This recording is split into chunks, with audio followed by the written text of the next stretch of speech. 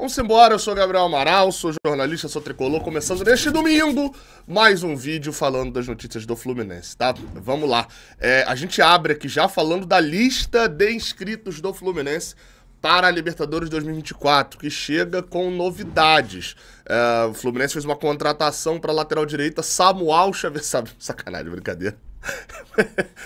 Eles até corrigiram já essa lista. Foi a lista que saiu inicial, ele saiu com um errinho ali, o Samuel Xavier, que lembrou inclusive, não sei quantos lembram aí, né, da famoso Marcos Felipe, e teve um Nuno também, né, que já uma vez, não foram esses, um foi erro do Fluminense, o outro eles já até brincaram, enfim.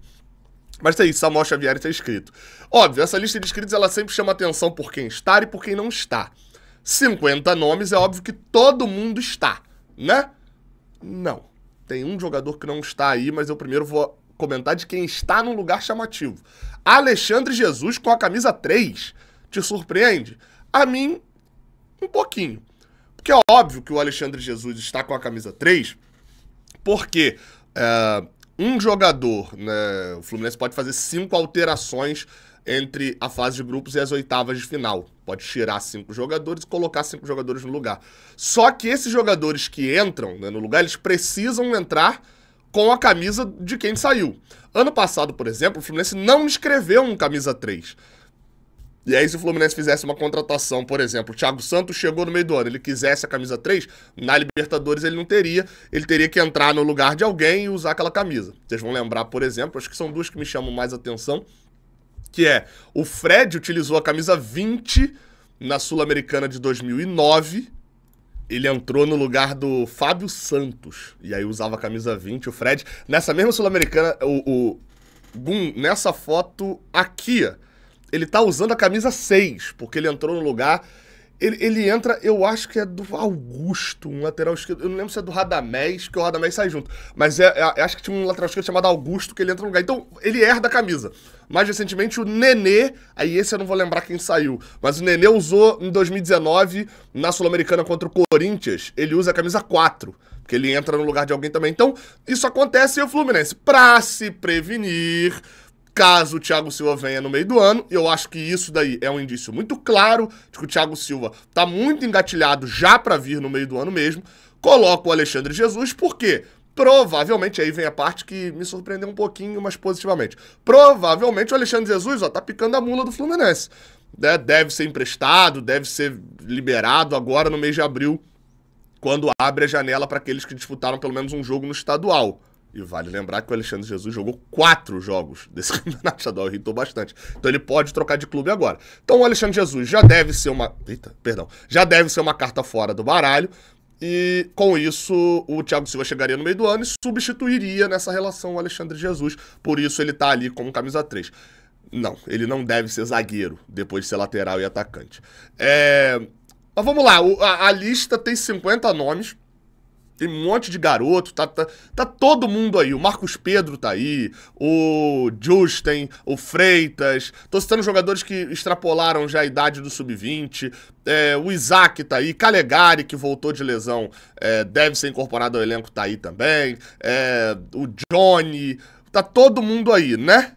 Não, não tá todo mundo aí. Eu fui comparar a lista do ano passado com esse ano e tomei um susto ao perceber que o número 44 não está aí. David Braz. David Braz não foi inscrito na Copa Libertadores. Vai lembrar, ele tem contrato só até o meio do ano.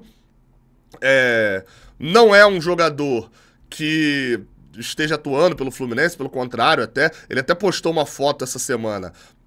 Aqui, ó, deixa eu botar aí na tela. Postou uma foto no Twitter.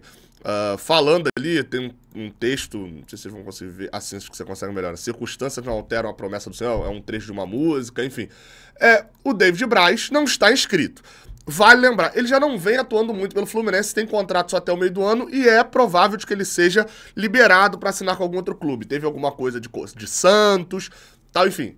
A janela, como eu falei, ela abre agora em abril para transferências de jogadores que atuaram no campeonato estadual. Então o jogador tem que ter jogado por um campeonato estadual e aí ele pode se transferir para outro clube brasileiro. A questão é que o David Braz atuou só um jogo contra o Boa Vista. Provavelmente, intencionalmente, já sabendo dessa possível saída, só jogou esse jogo. Então o David Braz está fora da Libertadores, vai finalizar a sua passagem agora no Fluminense. Não acredito que ele fique até o meio do ano, acho que ele sai por agora mesmo. E já deixa claro, né, essa saída.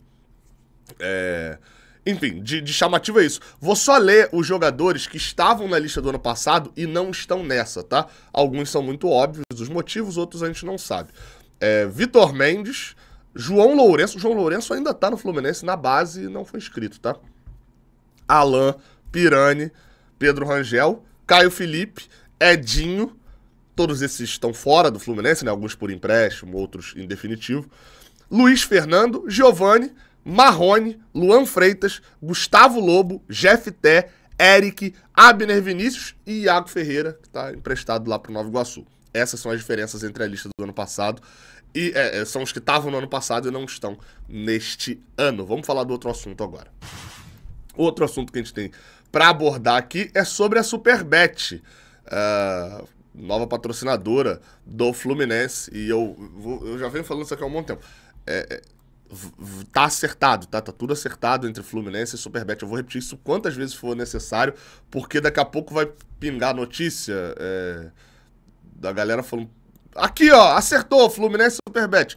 E eu já tô falando isso há um bom tempo. Se o Fluminense e Superbet não se acertarem, aí, né, pode vir aqui pra mim, me reclamar de mim aqui, mas eu tô, desde o dia 4 de março eu tô falando isso, já está acertado entre Fluminense e Superbet, só havia uma questão ali, detalhezinho em relação a quando anunciar, mas é agora, na primeira semana de abril ali, ou nessa semana, ou na semana que vem.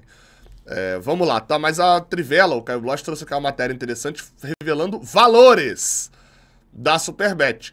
35 milhões fixos ao Fluminense, tá? Segundo a matéria diz aqui, esse é o valor mínimo que o Fluminense receberá por temporada pelo contrato, que deve ter 2 anos de duração.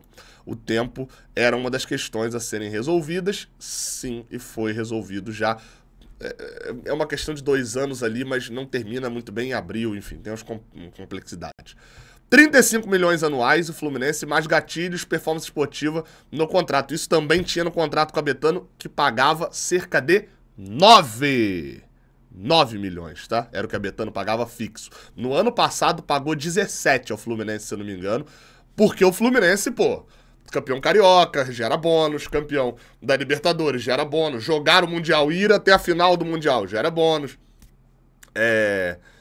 O que mais que teve? Classificar para Libertadores de novo pelo Brasileirão, gera bônus. Então, tudo gerou bônus e o Fluminense recebeu cerca de 17, 18 milhões. Isso vai ser confirmado quando o Fluminense publicar o balanço. Mas o fixo do Fluminense era em torno de 9 milhões com a Betano. E, pô, 4 vezes mais praticamente, né? Aí botou que caso conquiste mais títulos, adicionará bônus ao valor. Aí aqui, ó, apurou que outros clubes brasileiros vêm divulgando o valor máximo que receberiam. Isso daqui o próprio Mário Bittencourt já falou, né? Isso aqui o Mário Bittencourt fala na coletiva lá dele, e é meio que sabido ali no mercado, né? Que o que tá acontecendo? Alguns clubes, quando vazam essas notícias, e é bom até dizer, divulgando, tá? Aqui na matéria Trivela, não sei se é muito bem a palavra divulgando, porque os clubes não divulgam quanto recebem. Eles vazam e a imprensa publica quanto recebem e eles só ficam quietos. Que o Corinthians, por exemplo, tá aqui 120 milhões por ano com a VaidBet.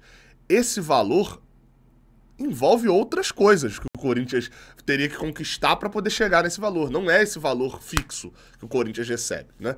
Então é isso que está dizendo aqui, que 35 milhões do Fluminense é o básico, né? É o certo. Se o Fluminense for rebaixado, for lanterna do Campeonato Carioca, eliminado na primeira fase da Copa do Brasil, lanterna do grupo da Libertadores, enfim, e tiver 0 de público no ano, o Fluminense recebe 35 milhões da Superbet.